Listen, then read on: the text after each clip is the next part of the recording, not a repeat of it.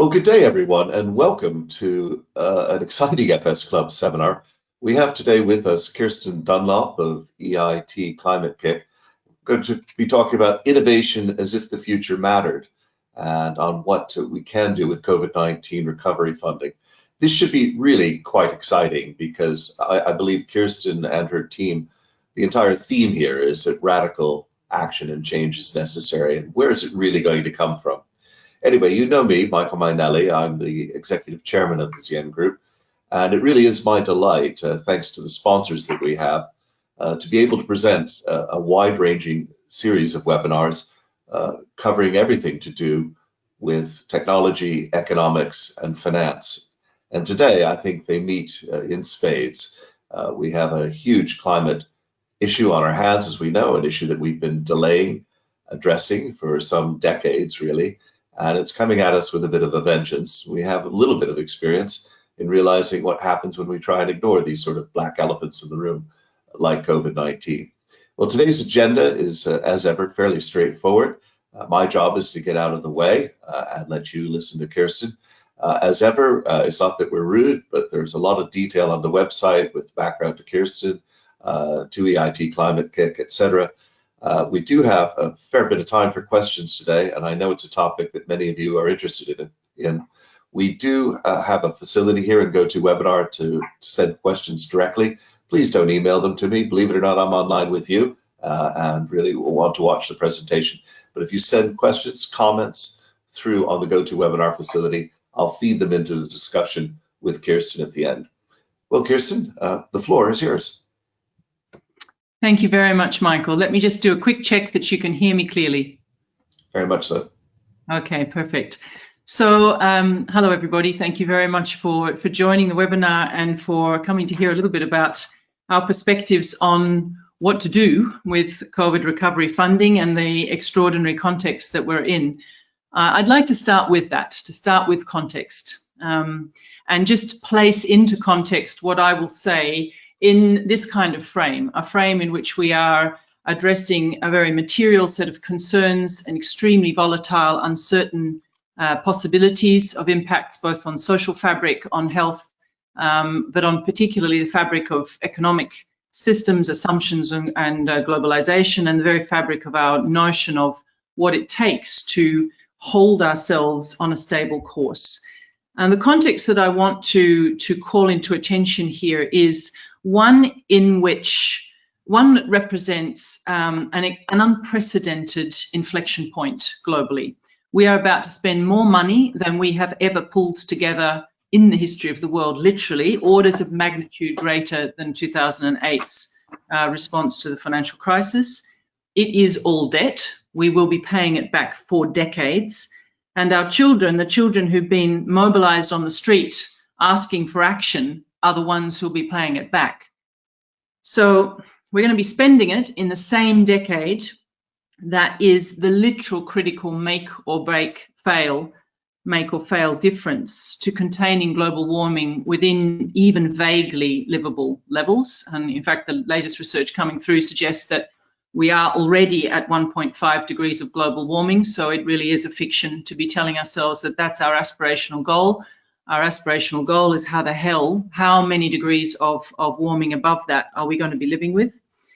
And that means that the assumptions we make, the way in which we implement what we do with the funding that we are now dedicating, and there is no more to give, the amount is important.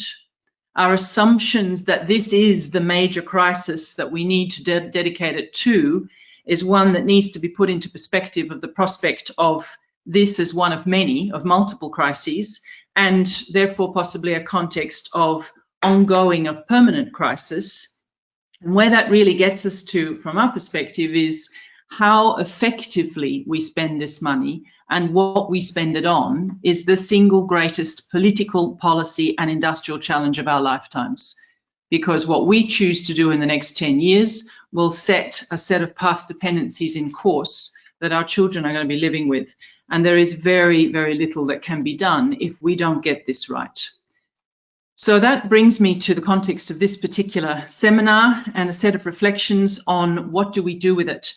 and not just a question of what are the things that we want to see change in the world or what are the fixes that we want to put in place, but most importantly, how. How are we going to get this deployed in such a way that we secure some chance of future stability, prosperity, and indeed life in human society on this planet? So I'm going to introduce a little bit of where I'm speaking from, where does this narrative come from?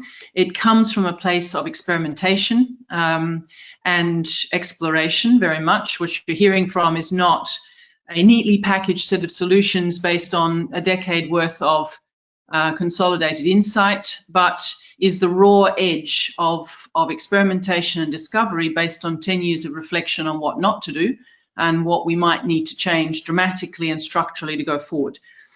I work for a European agency, EIT Climate-KIC, predominantly funded and supported through the European Commission by the European Institute of Innovation and Technology, EIT.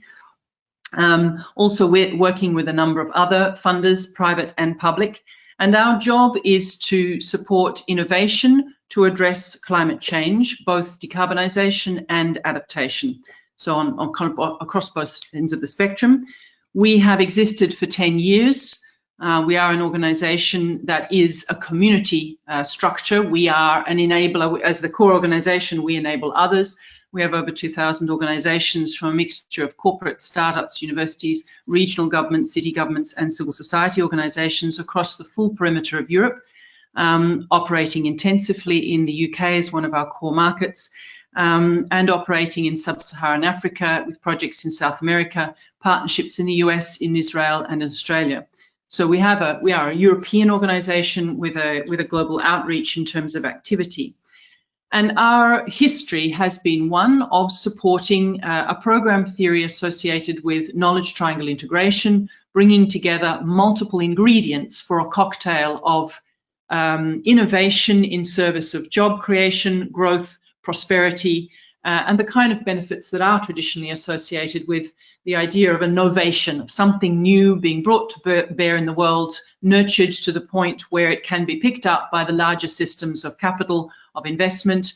Some of our startups are often high profile in the Forbes 30 under 30, and many of them in a European context are household names in terms of some of the most important innovations in energy or in aviation or in insect, for example, has just picked up a massive round of funding for alternative proteins to try and substitute carbon emissions in feedstock.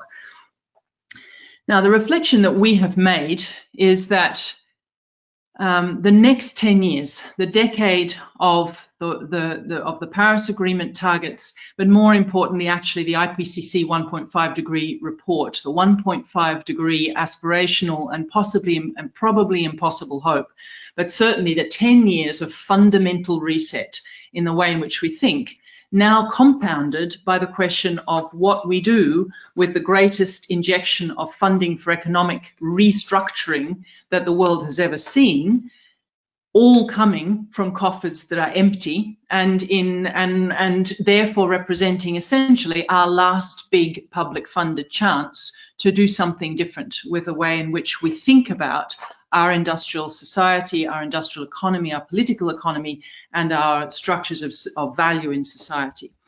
Our reflection as an organisation, looking ahead before COVID struck at what the next 10 years would need to hold, was a reflection on the fact that we needed to do things differently.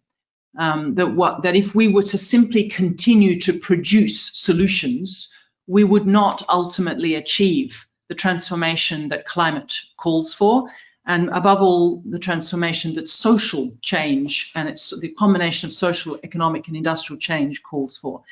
So we had pivoted, made a decision to pivot what we were doing into a much more deliberately systemic approach, looking to combine elements of innovation together into a set of transformational outcomes.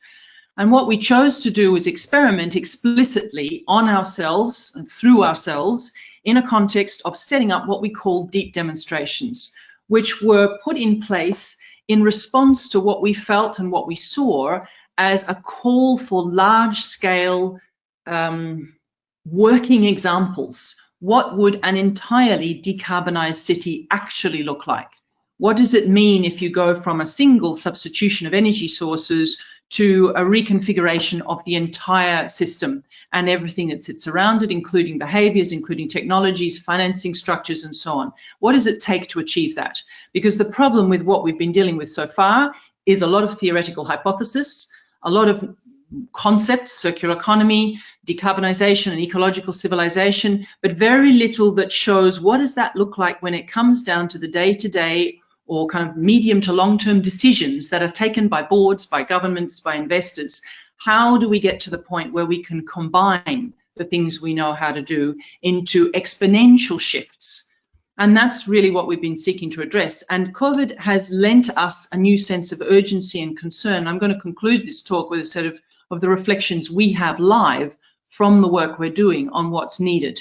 Because the issue we see that we face has to do with the path dependencies on our existing way of thinking about innovation, which tends to work back from the solutions we think we need or that we think we can produce, and often ends up dispersing its effort into a number of individual initiatives. So we have cities that are holding portfolios of work, not necessarily structured as a portfolio, but collections of multiple projects, each one of them addressing a particular sectoral issue or a particular policy issue owned by a particular department or constituent member. We've got regions dealing with the same, cities and regions not necessarily managing to talk to each other on the fact that the legislation and the ownership of change is deeply and complexly entangled, nation states operating at a different level, industries trying to change what they can get their arms around, but embedded in complex value chains over which they don't have governance and risk control. You're in an incredibly difficult situation, and the inevitability of the way in which we do things is that we end up investing in individual projects. We talk about bankable investments, we're looking for bankable assets, and ultimately we tie it back to the single individual interesting initiative that is investable or worth trying. What we don't have frameworks for doing is how do we join that together and look at multiple initiatives to add up to something that is exponentially different. So what we've sought to do is to try and put that to the test by working in a series of areas where we know very, very complex, large-scale systemic change is needed. And I'll give you a couple of examples of this. One of these areas is with cities, where we're working with 15 cities across Europe, some of them very big and well advanced, some of them very, very small, starting out on a journey. And what we are effectively doing is helping those individual cities not only work individually, but also work as a cohort, to take a very different approach to the way in which they think about bringing innovation to bear. And I'm playing back in my head constantly as we're doing this, what can these cities do with the economic recovery injection that they're now lining up to receive and working out how to budget and how to distribute amongst budgets. What we are attempting to do and work with cities is look at how would you put your arms around the entire perimeter of transformation in such a way as to deliberately design for and implement connected initiatives in policy, in funding, in behaviour, in citizen participation, in production mechanisms outside of the city perimeter, in the city perimeter, the feedback loops from consumer behaviour on waste back into the design of materials in the first place and waste treatment in the afterplace. How do you relate that to educational programs? What can you do with technology and financial innovation woven into the whole lot? And practically, how do you move from saying that, and where most people are inclined to be in agreement that it would be really good if we could pull this all together, to making that a reality? One of the examples of the cities we're working with is with Madrid, where the starting point was a concern around air quality and air pollution, in addition to an issue in terms of overall carbon emissions, highly complex political situation, as you may be aware, and a number of regionally disconnected, useful, important, valuable urban projects, not necessarily brought together within one connected system of work, and with very little of the kind of infrastructure, capability, bandwidth, and framing to be able to see all of those things in one place and to drive in an active process of learning. So now we are getting to the point where there is an effort to really pull together, in fact, what will be the biggest new urban development in Europe in the next 10 years, together with a regulatory sandbox, together with a number of initiatives in citizen participation, with initiatives in mobility, in nature-based solutions, rewilding of the city as a mechanism for producing jobs as well as benefits in health, and in the quality, the living quality, and therefore the underlying land value of the city itself, around and actually now in the wake of COVID, food system security. So literally regreening the city, looking at the introduction of urban farming or the rewilding of urban places that drives a whole number of benefits.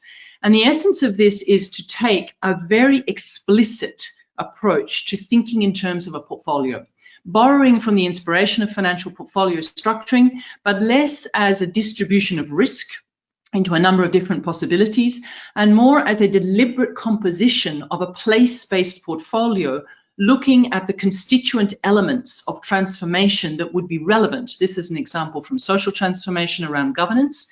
And what it works to do is to create the kind of axes with city governments, with their citizens, with representatives of key industry player whose businesses are grounded in a city. This applies to regions and national governments, as I'll explain, and work through with them what are the constituent elements of identity, of economic and social and political identity here, and of the systems at play, and how can we begin to map on to these systems the existing initiatives you have, begin to look at where there are concentrations and bias, begin to look at where we have opportunities and gaps to start to connect together different mechanisms, and run in and through this process explicit sense-making activities, so that we get to the point where a city is able to start with a canvas, positions its initiatives deliberately, direct funding into them, structure a mechanism of extracting learning from the experience of these projects. These are live, concrete initiatives on the ground.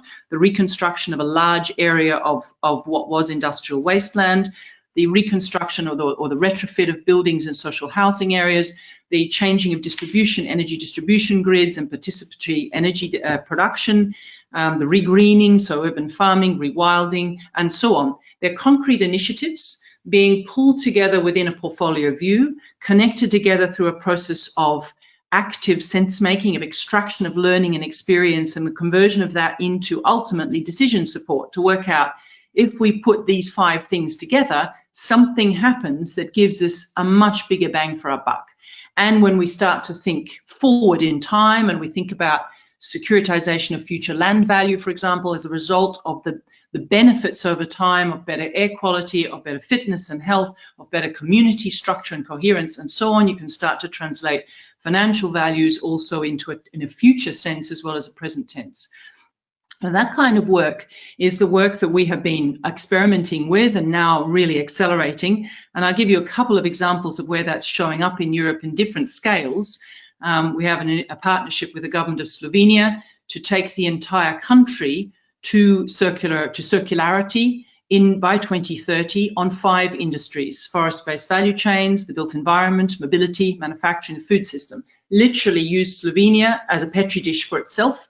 It's large enough for that to be a very important demonstration of proof of concept, small enough for it to be possible to move very fast. What does it take if you convert the, in theory, construct of circular economy and you turn it into circularity for an entire national and ecological system?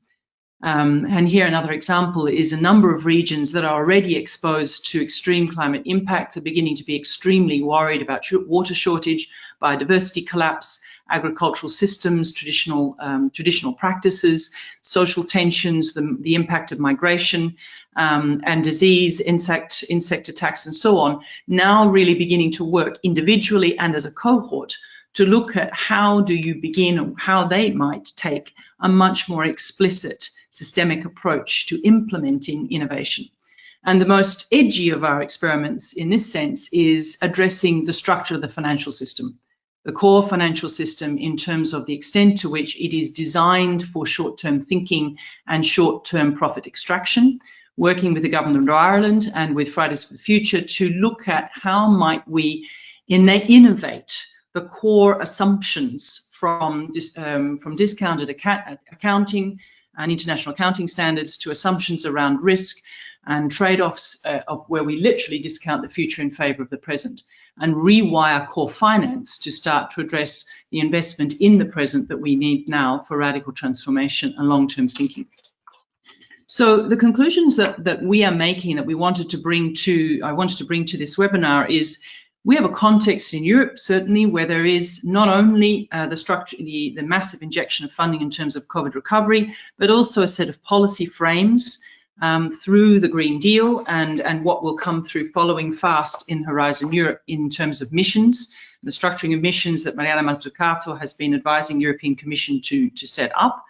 They offer extraordinary opportunities for doing something with our money, our taxpayers' money, in a very different way.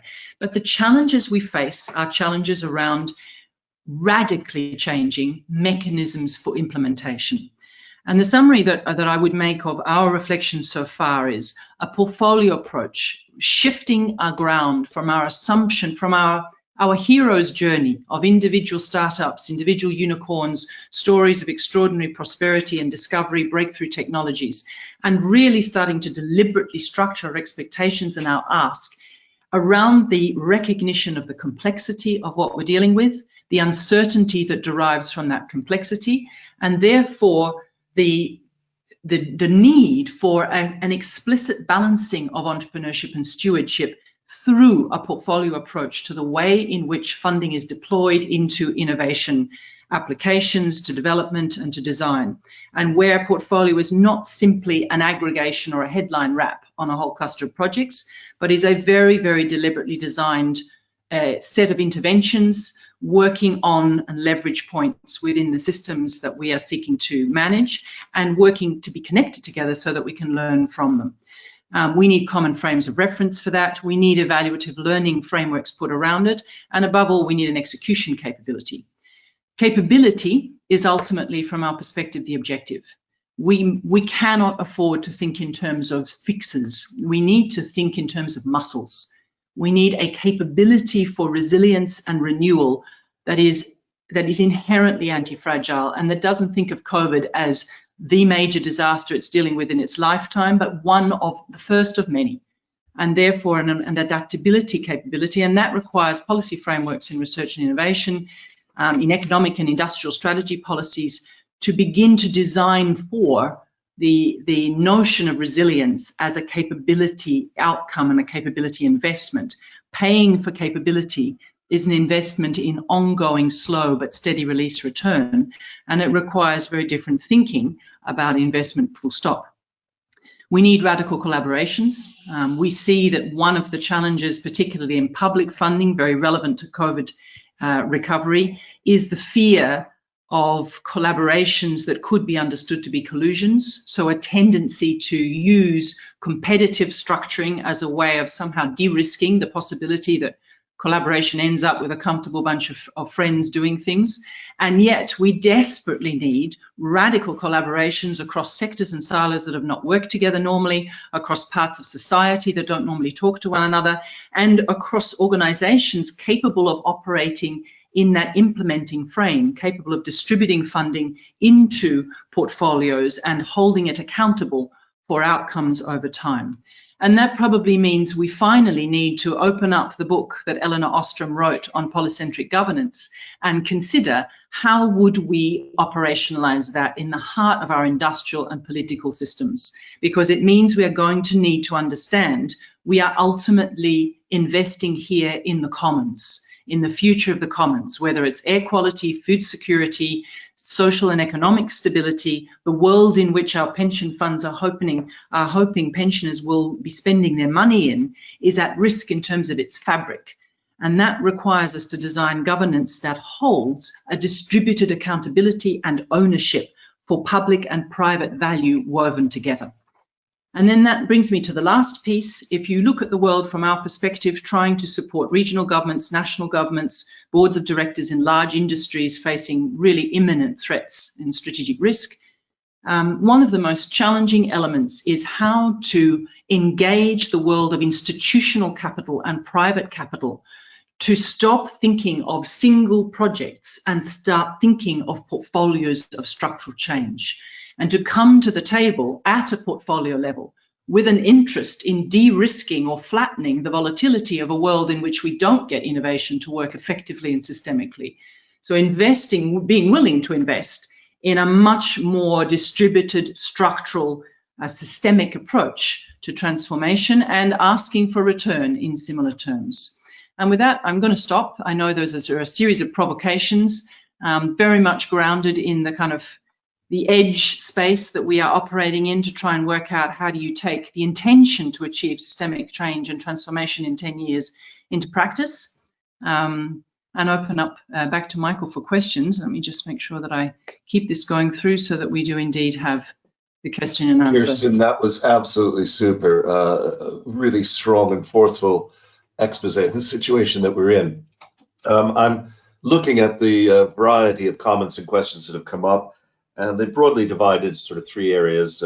Cities, as you'd expect from an FS Club audience, some radical thoughts on finance in support of some of your actions, and governance and organization. And I guess I'll probably just start off with Bob McDowell's talking here about is this the rise of the city-state in a way? And one of the things, certainly from my perspective, is that economically, cities have taken a heck of a hit. They're built economically on intensity and density, and that assumption under COVID-19 is certainly questionable. What are your thoughts on that? Well, it would be the re-rise of the city-state. And I think actually there's some fascinating lessons to be learned from the era in which city-states were in fact effective ways of ensuring economic stability and prosperity. I think to some very great extent, yes. I think not because that's where the buck stops, but because that's where it is most evident where the problem, the problem space that we need to work on is indeed systemic, and where the solutions are going to have to be dealt with in systemic terms. And it's kind of the best possible training ground for working out how the hell to do that. So if I think about the context of what cities have exposed to view for citizens in the context of the recent experience of COVID in the last few months, you know, this has been an experience where all of a sudden people have started to ask, hang on, why can I not get the things I need in the supermarket? What does that tell me? Why? What's going on? And I know city governments have been seeking to capitalize on that sense of heightened awareness to help people understand there is this is a container that we can and must work with in terms of its fragility and in terms of its opportunity to enact change, because it's just big enough for us to do something serious and learn fast how would you scale that up across more broader value chains or more broader regions. But it's bigger, it's just small enough for people to be able to get their heads around. This is where we can see a difference being made. So I think there's a combination of agency and opportunity and visibility that matters enormously. It's not so much that this is going to be, you know, it will be enacted through cities. That's where, you know, we are on track to have 60 to 90% of the population resident in cities. But it's more that cities offer an opportunity to test really fast and at a scale that helps us learn fast. Okay. Paolo Cuomo is talking here. He says, it seems very trendy to talk about urban farming these days, as it appears to touch on regreening as well as food security. Is this in reality an unhelpful distraction, as it is a great poster child for change, but could only ever cover a tiny fraction of food requirements? But because it sounds compelling, people think it should be a priority. Any thoughts on that? I would in part agree, and in part kind of call our attention back to what has been one of our key learnings, which is no one solution answers everything. And probably our greatest challenge is to fundamentally accept that we need every possible solution in combination. Of course, urban farming is not going to solve the food demands of the entire urban population, but it might put a serious dent in it. And maybe it's not even necessarily food production in itself, but it's psychological well-being, community connection, jobs that can't easily be automated, a change in air quality, a kind of a force majeure mechanism around the redistribution and the redesign of urban planning. So there's a number of other co-benefits and spillover effects that mean that I think our biggest challenge is to try to move beyond a paradigm where we have been focused on efficiency and scarcity and optimization and looking for the solutions that will be most effective, and begin to accept we're out of time on doing that. We need every solution in combination in all of their partial and fragmented ways, where the combination of those fragmentations help us get somewhere closer to where we need to be, and above all, shift our minds. Because if we can shift our minds on things, we can lean faster into some of the harder technical solutions. So, you know, I think part of the opportunity, for example, in rewilding cities is to simply turn them into places that are places of psychological and emotional and social well-being in significant degrees greater, that then gives us a better space to work with mentally for the ways in which we might embrace harder forms of change.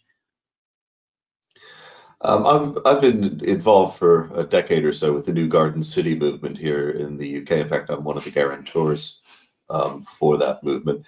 And this, I think, moves us nicely into the area of finance, because what we found time and time again is that it's the financial structures that haven't really been explored. And it seems to me that you've got that very, very much in your chart. So we might get a pencil out, because there are so many comments here about innovative financing, but I think some of them are quite good. So just really starting from the back end, Paolo Cuomo is asking, what role should insurance be playing? Something that's frequently overlooked. And in fact, we have a webinar tomorrow on Resilience Re, where we're going to look at extending the pool remodel across a whole variety of systemic challenges like the pandemic, but also cyber, but also potentially climate change. Andrew Ross would be curious, how would you like to see municipal green bonds issued at scale?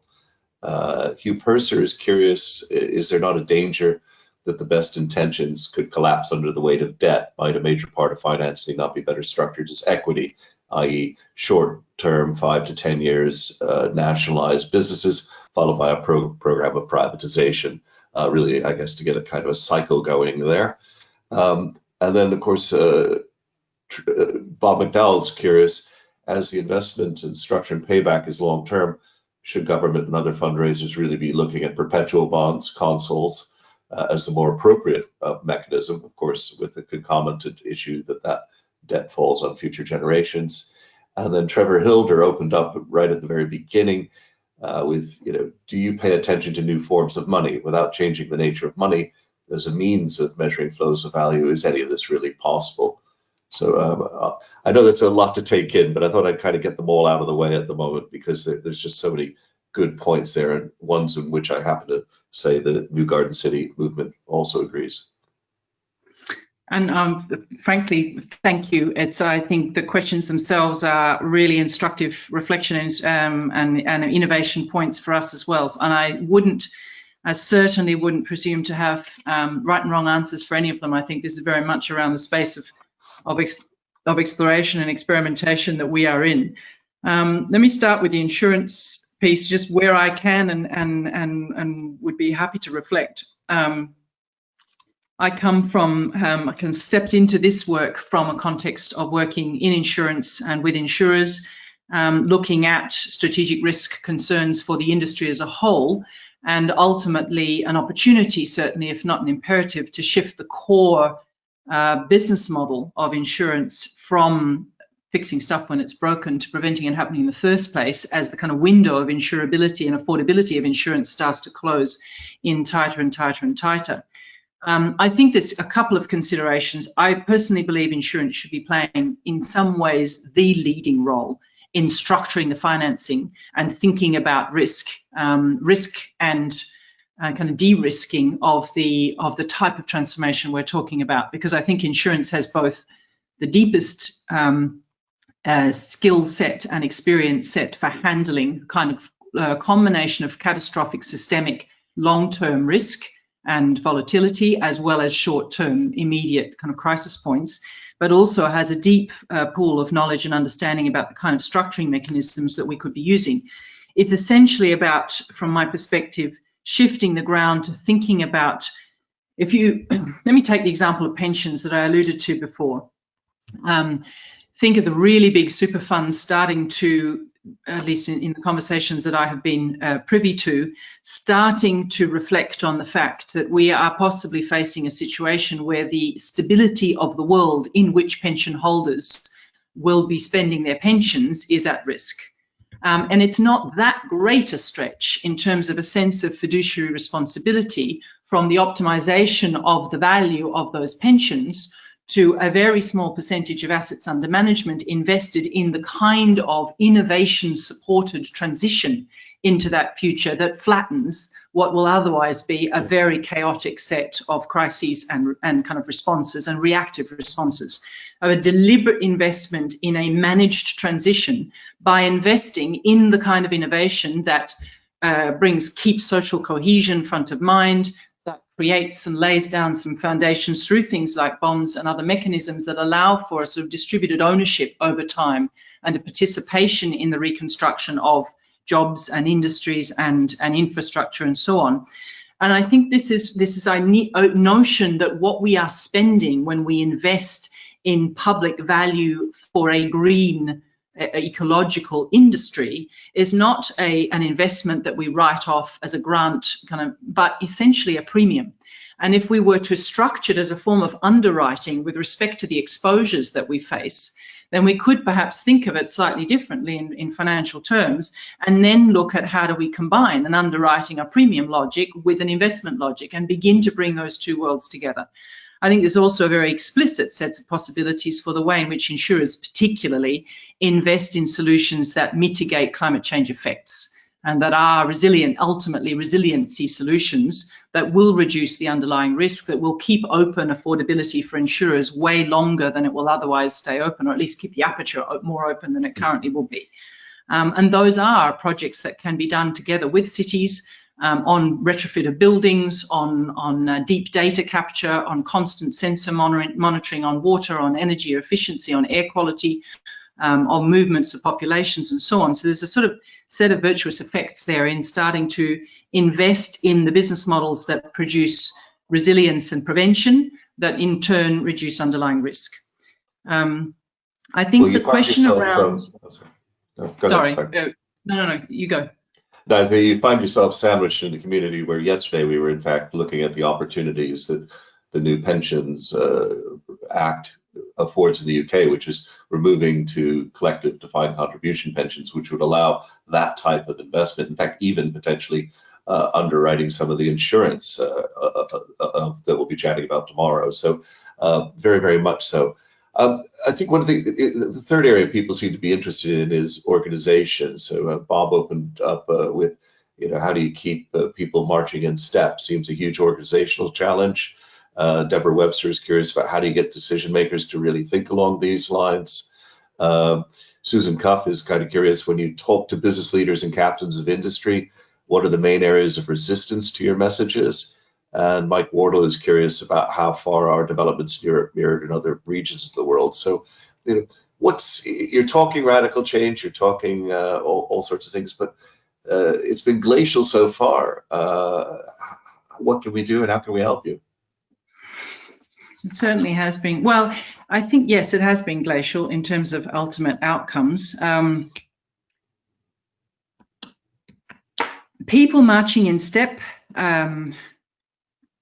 We are working at the moment, one of the things that Climate-KIC is doing is literally restructuring the organisation to enable us to work more systemically with one another, because we have been structured, like most organisations, into the usual matrix form that unfortunately spins out rather than spins in.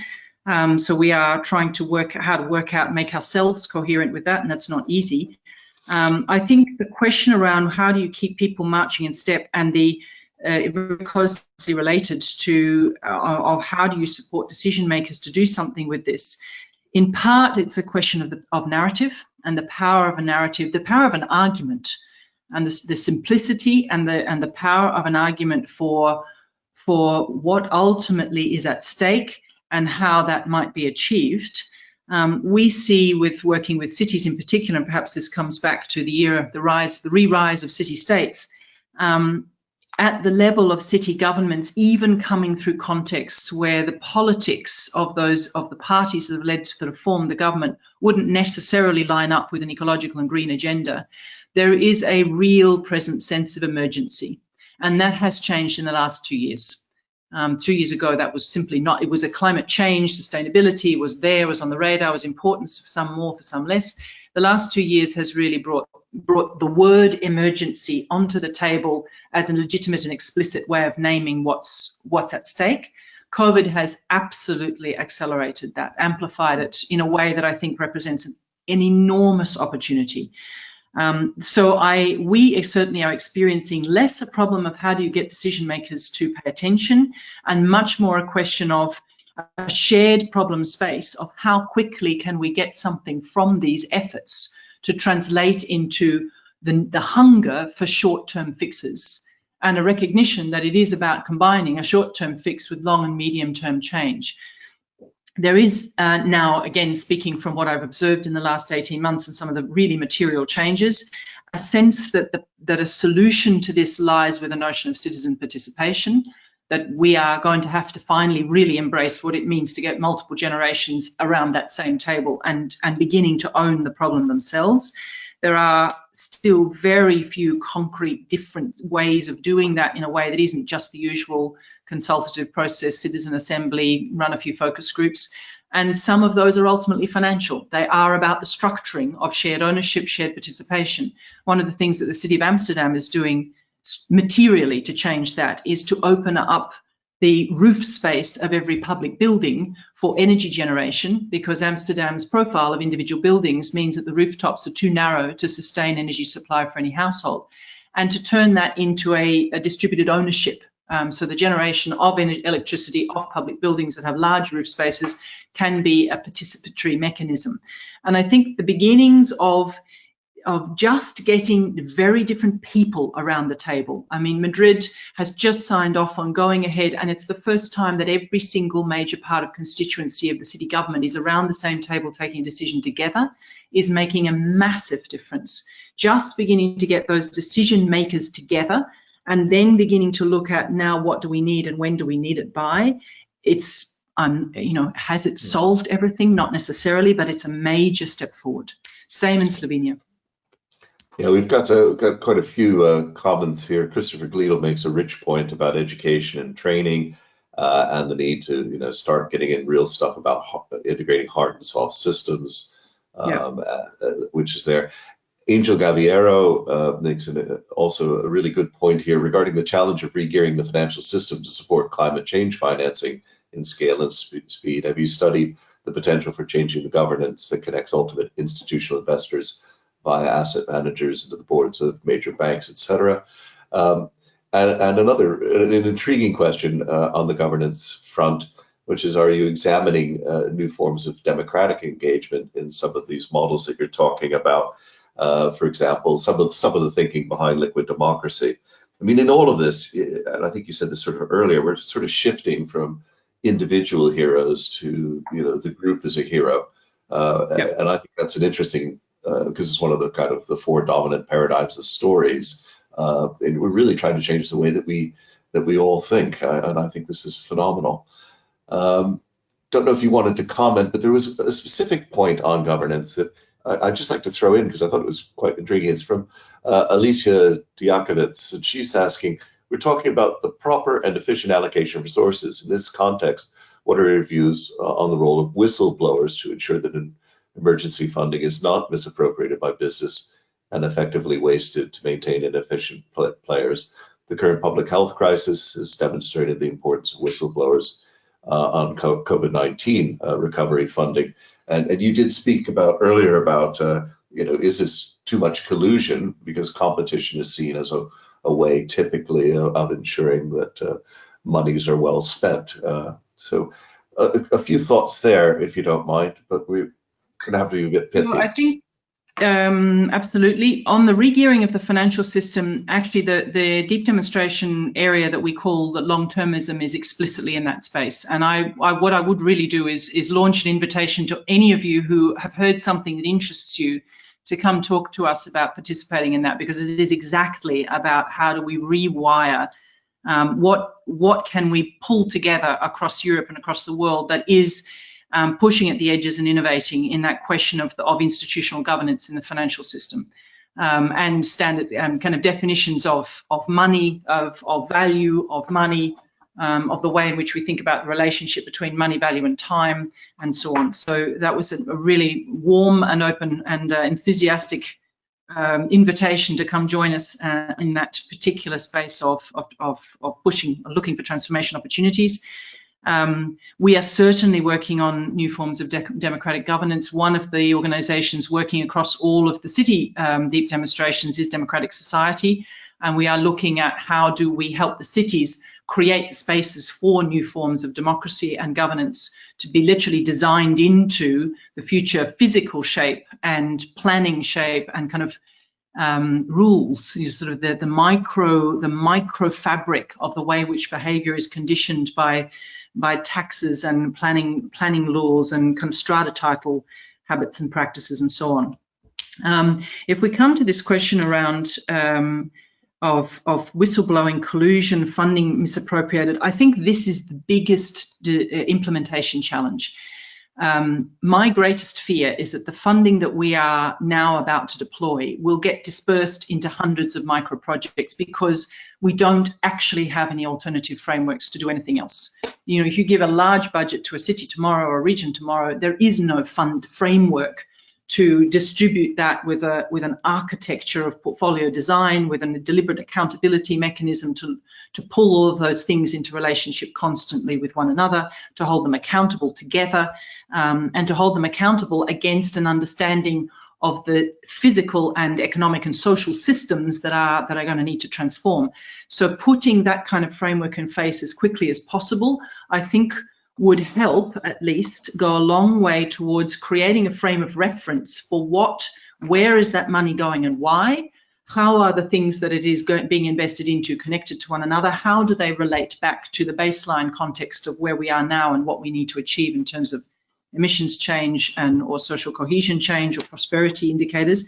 And then that kind of, it's comparable to creating the kind of large-scale portfolio dashboard or kind of narrative and decision-making and governance frame that you put up for any really large corporate handling multiple lines of business and needing to look at ebbs and flows and stocks and flows. We need something equivalent for every instance where kind of public funding or a mix of public and private funding is put to work on changing the world. We need to come at it with the same degree of, we need a robust framework within which we look at this together. And that does make it both easier to raise a concern and harder to just siphon it off. It's the collusions underground that worry me, not the explicitly designed engagements that help parts of an industrial value chain transform together, because in fact that's exactly what we need. We need bits of steel manufacturing to line up with bits of automotive, with bits of industrial materials extraction and processing, and actually change the whole system together. Yeah. And that's technically what economics and open markets are about. So it's about making them work. Kirsten, I'm afraid we've run over time, but I wanted to, so thank you. Secondly, the thanks are pouring in, which is always a reminder to me that I've gone too far. What I might say is a couple of things just in conclusion. One, you opened with this 1.5 degree is just not going to be met. And I think that message needs to get out much more clearly. And we need to generate, as you say, so much evidence, the proof that inclusive, fast, and large-scale change is possible. Anybody who quotes Eleanor Ostrom is always a fan. I'm always a fan of. So thank you so much, because her work on governing the commons is just so important. And then finally, I think your point that finance really needs to be rewired. This is a group of people out there, I can tell from the questions, who would certainly agree with that. If you wouldn't mind, I'd just like to give thanks in three parts, if I may.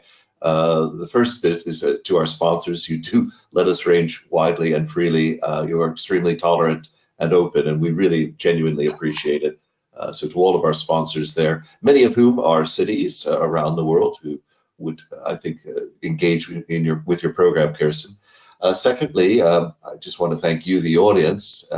And just to point out, yes, I've already mentioned a fascinating session tomorrow on Resilience Re, but we've got a wide range of things coming, but I'll let you read that while I point out one thing that's been pointed out to me by Robert Woodthorpe Brown.